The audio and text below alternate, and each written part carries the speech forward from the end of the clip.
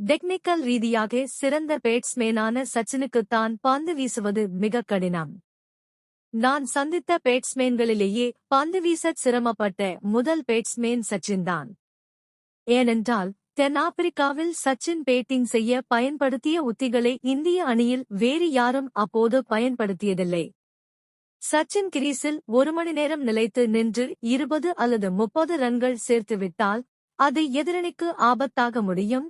அன்று முழுவதும் சச்சின் பேட் செய்வார்.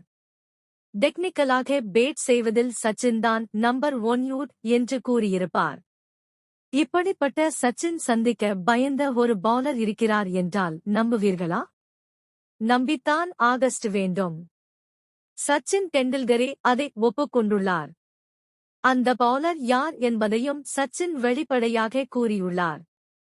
ஆனால் நீங்கள் நினைப்பது போல் ஆஸ்திரேலியாவின் கிளென் மெக்ராத், ஷேன் வார்ன், பாகிஸ்தானின் வாசிம் அக்ரம் மற்றும் மேற்கிந்திய தீவுகளின் கோர்ட்னி வால்ஷ் ஆகியோரில் யாருமல்ல. அவர் பெயர் ஹன்சி குரோஞ்சே, ஹான்சி குரோஞ்ச். இவரும் ஆலன் டொனால்டு போல் தென் ஆப்பிரிக்காவை சேர்ந்தவர். தென் ஆப்பிரிக்க அணியை வெற்றிகரமாக வழிநடத்திய கேப்டன்களில் ஹன்சி குரோஞ்சேவுக்கு தனி இடம் உண்டு.